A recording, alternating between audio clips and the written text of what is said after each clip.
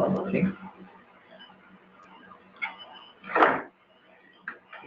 So, basically, what we're talking about is professional health and safety management system. Uh, a little bit of the legislation aspect of the, the, the laws that are binding as regards occupational health and safety. Now, it is expedient, it is expedient that these laws be put in place. Reason is this. The rules and regulations concerning safety and health. It's one thing for rules to be made, it's another thing for the rules to be followed or complied with.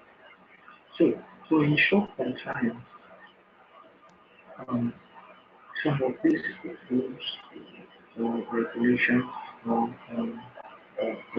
acts, they are made into law and then can be strictly followed constitutionally or by legal with legal value. Okay? So when they are passed into law, whether as acts or what have you, um, they become binding. Right? So and that's to enable us to achieve the goals of health and safety system, which is the safety of the asset, environment, and also reputation. So in achieving that, the goals necessary for them to be put in place. Yeah, it says that professional health and safety assessment and provide a foundation and occupational health and safety management to offer education to regulate occupational health and safety measures projects and testing and risk and improve its performance. Alright? Um, it does not state specific social performance criteria. It does not say exactly what the safety assessment is. So it does not consist in it does not the activity of health and safety management system facilitates the management of social risk related to business organization. That's what we are talking about here. Now, for us to be able to achieve, there must be structures, there must be responsibility, there must be procedure and processes and resources, everything together that will be in place for this to be achieved. Alright? In, in health and safety system, generally, with respect to legislation, yeah, there are some of the acts and regulations or rules that are or that are done. Usually, when they are passed into law, they are regulated across the safety uh, organizations or safety industry. Alright? Even country to country.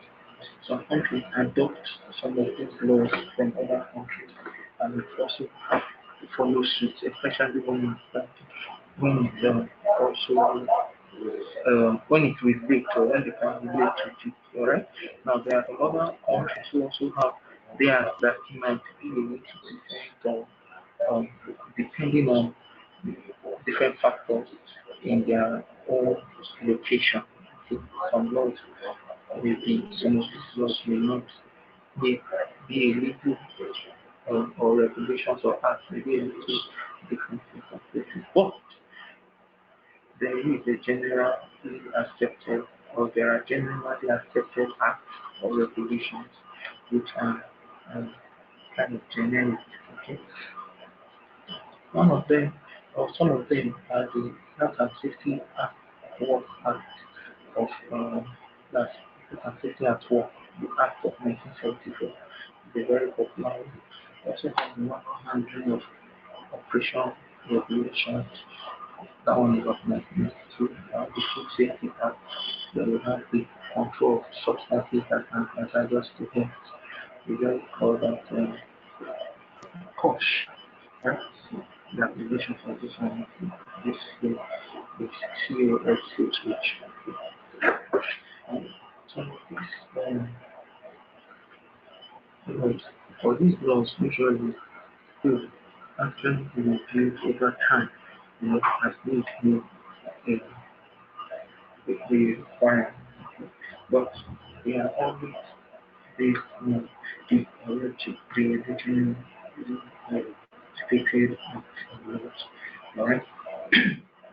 And the health and safety at work Act of 1974, this particular act is very important piece of legislation. What it talks about is the responsibilities of employers as regards their, their activity or task being performed in your organization and how it relates with the employee. Yes. Okay. For those of you that do know about offering negotiators, you have heard about what called the duty of care, AOC.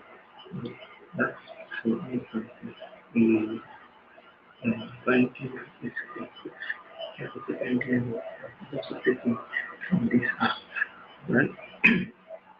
Where we talk about you as an individual or an organization having a responsibility to ensure that whatever activity or task that is carrying out does not have a negative impact. It does not affect negatively any other person, whether around that environment or in the working vicinity. That's where to of getting for. Relating it to the safety, health and safety work at work act of 1954 said something that employers have to have clear policies and procedures that are outlined. Now, with these policies and procedures, when they have this policies and procedures, guided by the regulations as regards their operation. What do I mean? You, you won't just go out of place and make your own maybe safety policy to be ridiculous and dictate the rules and regulations that generally accepted as safety and safety bodies. Okay, to enter within the confines of safety regulation. So, as I was saying, the employer has that responsibility to ensure that it provides, yes, provide has progresses or provide policies and clear procedures that be outlined and the actions to take if a situation was to arise. Adequate training also provided. We also have to carry out ensure that staff carry out their roles like regards to job description for every position or every staff must be well and clearly spelled out to them. They must be made to understand that they organize training for them, training and retraining and the rest of it. Have signs and symbols around the area, information on health and safety will be available and be also understood. Then regularly review the effectiveness of this order. So this is what the Health and Safety Act of 1954 requires um, of the employer. They will also talk about the normal handling operation. When we talk about normal handling, all I'm referring to is the the okay, we know that in various industries there are two ways of handling things. Either you are using your hands to carry things or handling equipment or the office of or what have you, or handling them directly with your hands, carrying them directly with your hands, or you may be operated with machine. Okay. Um, Personally, if you ask me, I think some of these laws being reviewed again because we are going into an era Hello, of. engineer ma. Yes, please. Please be more audible. We can't really hear you talk. Okay, can I you hear me got clearly now? yes, I got Can a you hear message me from a clearly? student. Yes, I can hear you better now. Okay. I hope the students can hear me clearly too. All right, so I'll go on. As I was saying, I said personally, okay, I was talking about, I talked about the manual handling operations. Before then, I mentioned the health and safety at Work Act of 1974. And I said that law or that act describes the responsibility of an employer as regards his or her activities of, of the organization and the safety of the employees. Alright. I also related it to what called the DOC, which is the duty of care. Alright. And I explained again that the Act of 1974, what is required is that employers will have their policies, their guidelines, or their the policies that govern their operations. You know, it should be properly communicated. So, apart from that, it must also ensure that the operations we carry out is does not have immediate impact on the health and it does not jeopardize or put at risk the health and safety of the personnel. Here that is done or inevitable that the risk is there, they must be properly controlled or brought as low as reasonably practicable, right? And ensuring provision of personal protective equipment to these employees. Also, their job description must clearly spelled out for every of you is clearly spelled out on all areas. Apart from that, they should also be involved in training as regards their jobs or their tasks that you are giving them to perform. Alright, so from there I want to talk about the manual handling of regulation of 1992. Now, this regulation uh, have been passed. I was explaining about and I said manual handling refers to every form of operation which involves the use of our hands directly, like the using your hands to operate tools, to carry tools, or to even use to to to lift objects and the rest of it.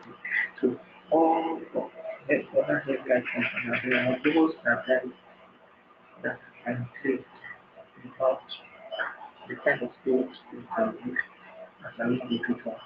The way you should use it, how you should carry it, and the rest of it. Even the tools and the handle, how they should be handled and all.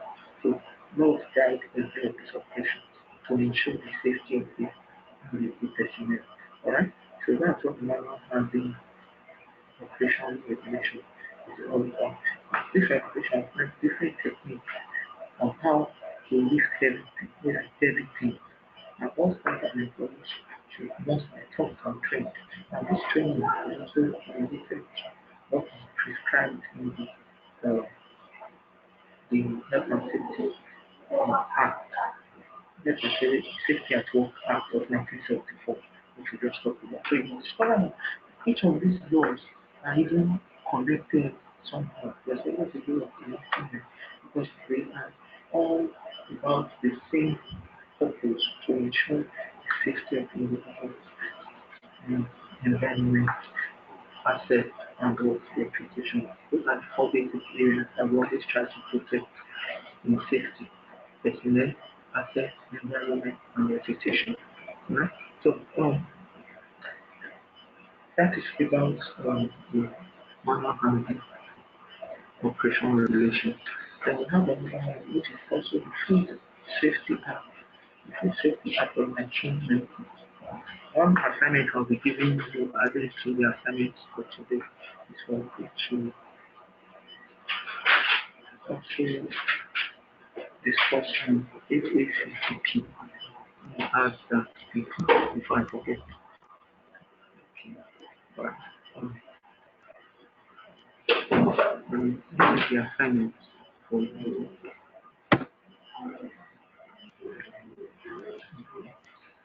Explain the concept of explain the details.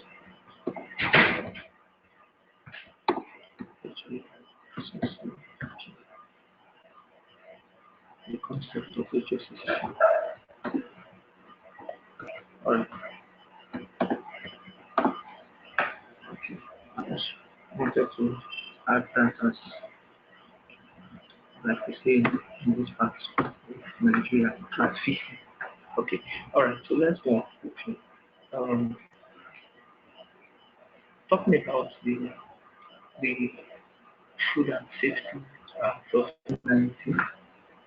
The Food and Safety Act of 1980 is also a regulation that governs every operation as regards the food industry. Alright? And how everyone should handle as part of their job. Talking about storage, talking about processing, talking about distribution, or even the sale of the food, there are laws that guide that operation. Alright? Now, these laws are as described in the Food and Safety Act of 1990. Okay? There we have the gene. Okay? Um, the control of substances and hazardous to health. This is also a very um, crucial one. Control of substances and hazardous to health.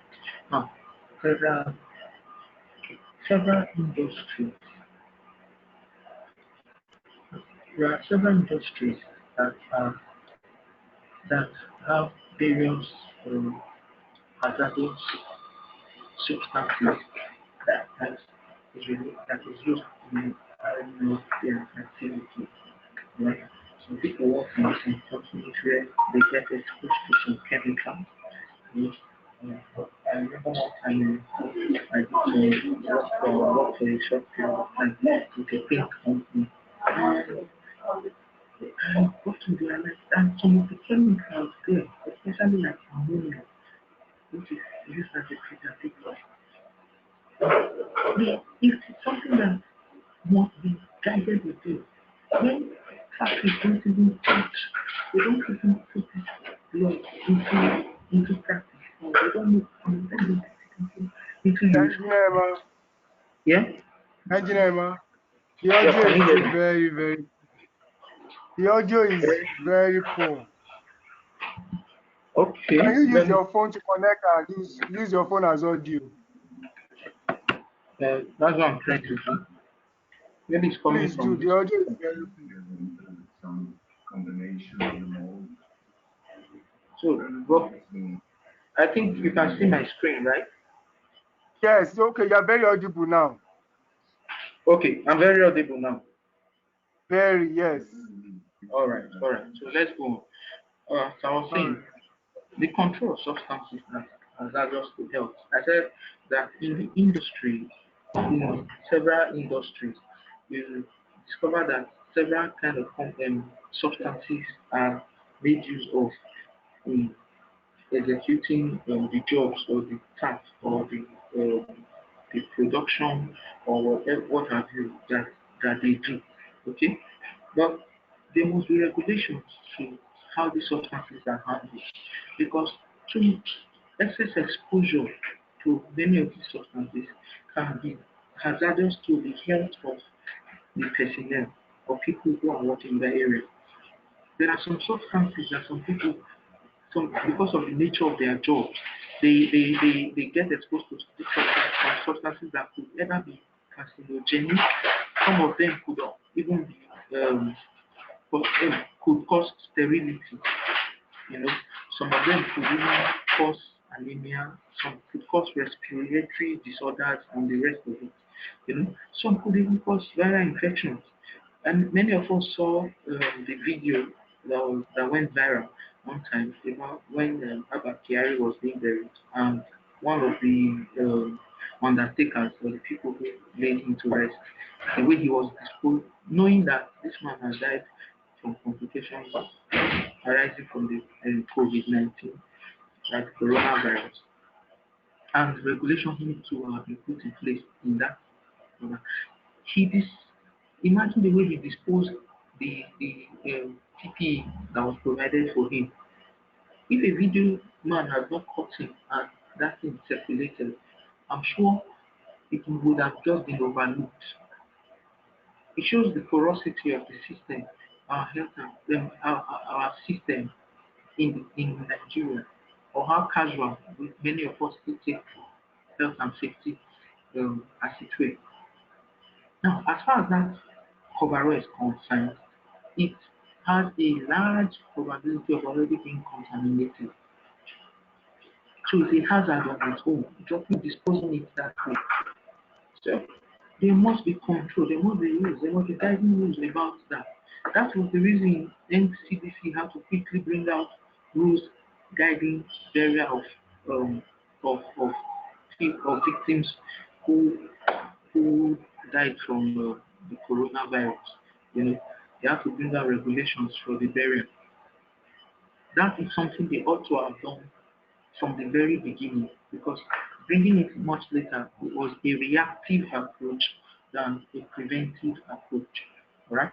So the act is important for employers because it has to ensure the control of exposure of hazardous substances in the workplace. That is most said. And, um, an example of what we're talking about again, another example was stated here. Imagine the science laboratory in the school. Staff have the responsibility to ensure that all chemicals are stored in safe place away from the students or away from the children. Now, apart from that, too, we also have to ensure that they are labeled, properly labeled.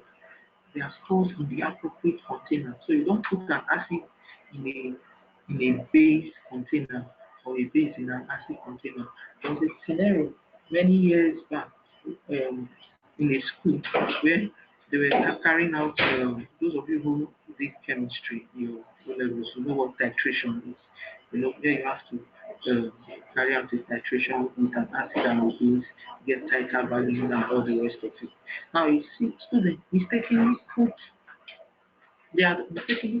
acid in the container in the beaker of a base. And you know, if you understand that operation very well, you have to do you have to suck it with a pipette. And sometimes when you suck, some gets into your mouth before you're able to even control the flow to get the gauge that is necessary. Right? And what happens? The student swam and ingested or sucked out the acid, thinking it was a base. Sucked it out. Because they were just playing. So thank God it was not a very highly concentrated acid, but he still got some. The report was that he still got some health issues from that operation. I'm sure some of you must have shouted, "Wow!" Imagine that. Okay, so that's the reason we need all these laws to be passed and ensure that everybody follows these laws.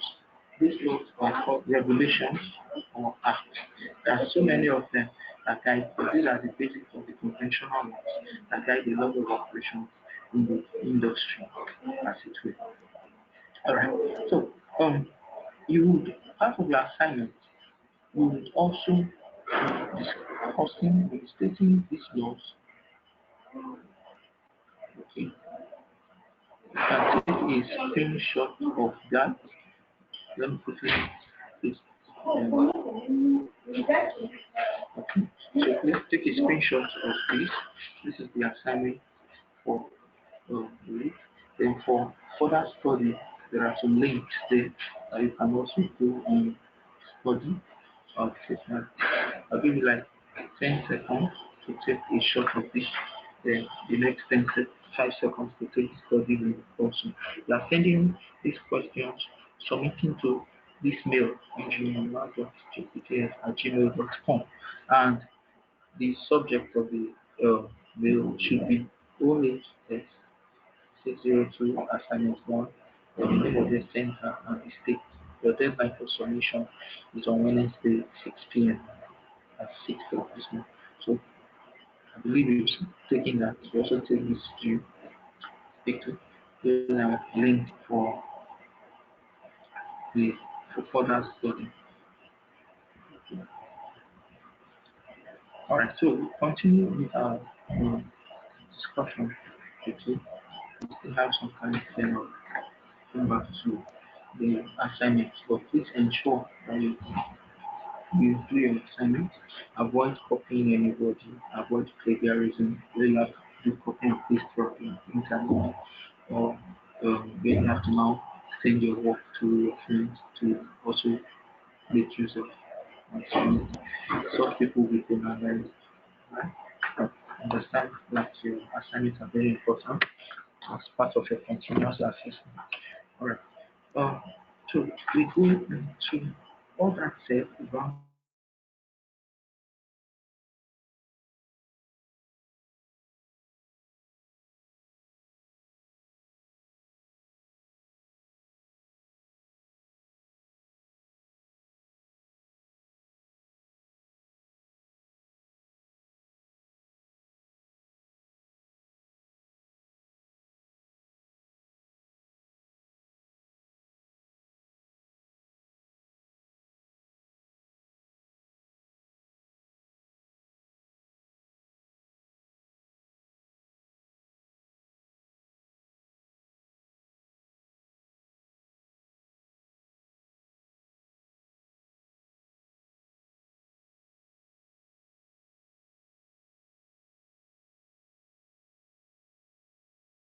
safety, including all aspects of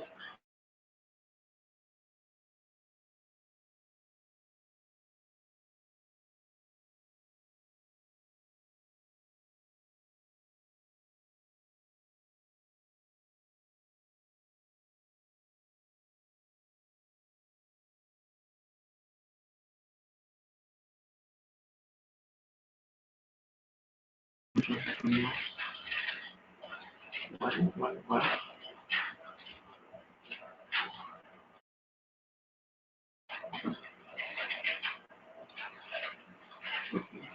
I hope you can all hear me clearly. And I said the occupational health and safety, the Ohsas 18001 is an international standard for occupational health and safety management system. Alright? And it's an international standard for occupational health and safety management system. What it tries to do is to address the health and safety um, health and safety rather than any specific product safety matter. So it is specific product health and safety purposes. We'll be looking at the structure or the framework for health and safety management systems. All right. So from there, we're going to talk about it in more details. They are often classified because of the common placement and theory job and theory standard. Okay. Now, the OSAS 18001. There are many other, first of all, important like safety. There are other standards that guide different areas of safety, environmental safety, um, uh, we also have for quality control and quality management system. So we have safety standards that are conventional for all these operations, all right? And they come with different benefits, there are different responsibilities also. Like we are trying to be as quick as possible to use this job and the losses. Okay, so if you can see my screen,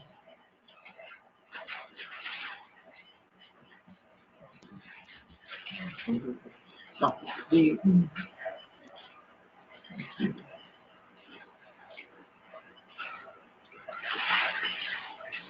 for those of you that haven't gotten the assignment, make sure that you take a shot of that speaker while we're talking. Okay. All right, that's fine. Now, we said something here that the occupation days that are that the 18001 process specifically had so specification prescribed for managing or supporting or creating the structure for occupational health and safety management system. That is the part that it really deals with. Now, it helps the little and medium scale corporations to grant their commitment to health and safety of their workers. That's now the thing that is related to those acts and the regulations that we were talking about in the safety legislation. Okay, so corporate, both small and medium corporate organizations, you know, they are able to they are able to show commitment for health and safety of their workers and also help them to reduce overall accident rates because the more you have accidents in your organization, the the more losses you will be making. And those losses, like we usually say in the hospital, can come in different areas. If you have direct and indirect cost implication of any accident that you have, some that are direct, and some that are indirect, right? Uh, we talk much or talk on that in the workshops. All right. So you can see the interwoven nature of all these regulations and rules and regulations. Now, when it's by reducing the rate of accidents from it will also kind of get injuries too throughout the workplace. Whether injuries, accidents, or near misses as they were or as they may be, it has they have their implication. In fact, when it's even near misses, it works because most times you see people overlooking near misses because it didn't happen, because nobody injured, but it nearly happened. However, there's a standard saying in safety that every 10 near misses, the most likely one accident. Mm. Maximum of 10 years. So it must be investigated, it must be checked, it must the root cause analysis should be carried out. Incidents must be inspected and the rest of them. These are all under um, the, the health and safety or occupational health and safety legislation. Alright, so this is the structure of the Ohsas 18001 standard. The structure of the Ohsas 18001 standard is comprises of the management review. You have first you have the management review, or you have policy, first of all, the occupational health and safety policy. Then you go to planning, then we have information and operation, and then we have checking and corrective action, which is also described as monitoring. Right? Now, checking and corrective action, which is also described as monitoring. Then you have management review, which is proper. It's a proper practice to always carry out management review. Otherwise, you will not be able to monitor or rather, assess the effectiveness of your policies, your regulations, and the actions that go with them. All right. Now, implementation, the implement and operation of 18001. There are key areas that we'll talk about here. One is structure and responsibility. Structure and responsibility. That's what the I've explained earlier. That OSAS 18001 helps to create a structure for our health and safety management system, or for the HSMS, Health and Safety Management System. Alright? Now, the responsibility too, part of the area of the health and safety management system is that for every implementation, there must be somebody responsible for the implementation of every of these regulations or safety guidelines or rules or um, rules as it were in the organization and as it applies to safety of the health and safety of workers in that organization and that environment too. Alright. So another aspect also is talking about training, awareness, and competence. Training, awareness, and competence. First of all, you don't just put rules and regulations and expect people to start complying without knowing why or how these things operate. So it is expedient that as an organization we conduct, we carry out trainings and retrainings of your staff, of your workforce, as it is. Right. Create awareness continuously. Use signs and signs or symbols and signposts, all available means that can be posters, billboards, digital mediums, through phones or even social media and the rest of it. Have everything post signposts around the environment, posters in the offices, in the work sites. You can have some signposts. It is a must. It is a must as far as safety and health is concerned. These things must be there because this, the workforce must be continuously reminded. In some organizations, they always have what called the 12 life-saving rules. And most times, you see some companies, they put it as a card. They put it in form of a card that are the size of an ATM card. So you can carry it along with you, your ATM card, and always remind with your ATM card or other cards that you have, other complimentary cards or social card and the rest of it. Some people have to attach it to their ID cards too. Why? To continuously remind, to create that awareness of the rules and regulations as regarding safety and health in the organization. And also the competence. Now, it is when you have been able to train your staff or ensure that the staff, the workforce you are with are well trained in the area of safety and also in their job as them with respect to safety, carrying out their tasks. The training, some trainings that are generic or that are general. Everybody needs to have a basic fire fighting safety training or fire prevention and firefighting training. Everybody ought to have a basic first aid training. Those are basic trainings that are generic.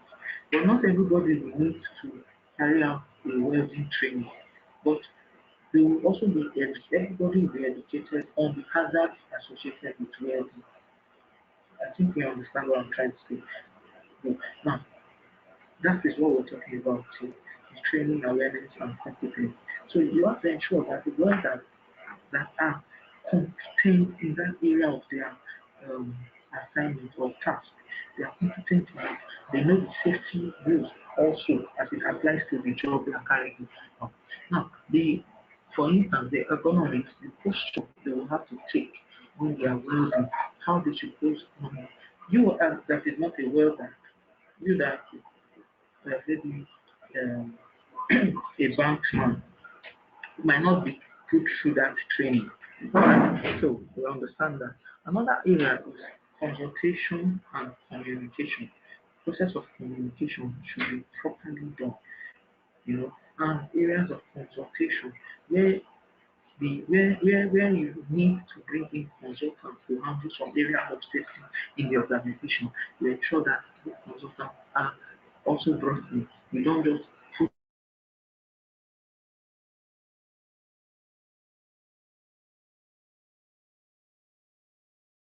and decide to handle those areas yourself that you are not professional in. Yeah, yeah. 2 minutes. There's no. All right. So you have that you ensure that consultants, competent consultants need to handle areas where it's consultation that is needed. You go to some hospitals and they'll tell you, no, that this particular case, they can't handle it. They need to refer it to a specialist hospital. Something like that. That is in the medical industry. Sometimes, even if they don't refer person to specialist hospital, they might need to bring in a consultant in that particular area of health or of medical health to that hospital to carry out maybe that operation or to give guidelines on how such patients should be treated. So this is what we're talking about. And also the communication, which is very, very key. Another area is documentation. Documentation, document data control. It's only in Nigeria that you see that a speech of a president is released long before the speech is even made. All right, that's because there's a thorough handling of documentation or documents in that kind of structure. That's what it shows. That's why documents can leak out even before it is already communicated. These are very documents have different classifications. There are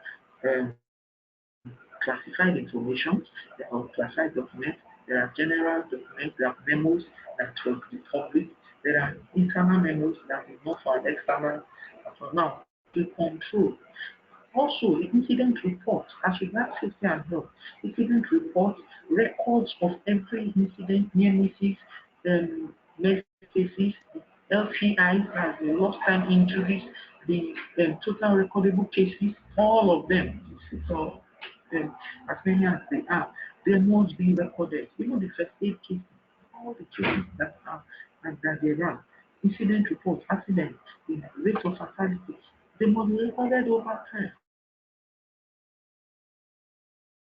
Because over with proper documentation of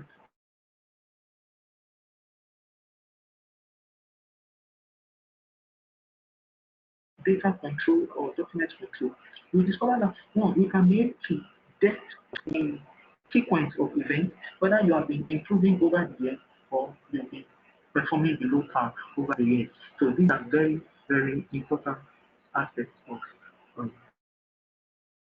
course. So we will hold it here until the next time we meet. Please ensure that you carry out, you do your assignment and submit within the deadline with the appropriate subject. If you miss that subject, if you use something else as your subject, it may be difficult or impossible for us to be able to trace or track your assignment. Mean that such assignment will not be recorded. Okay. Thank you very much for your time. Please do stay safe, work safe, ensure you comply with all health and safety systems. The government has lifted the lockdown. Please, it's not an excuse for you to comply with your health and safety. Your safety is first your responsibility, and safety is also your responsibility. And our safety is our responsibility. Thank you and God bless.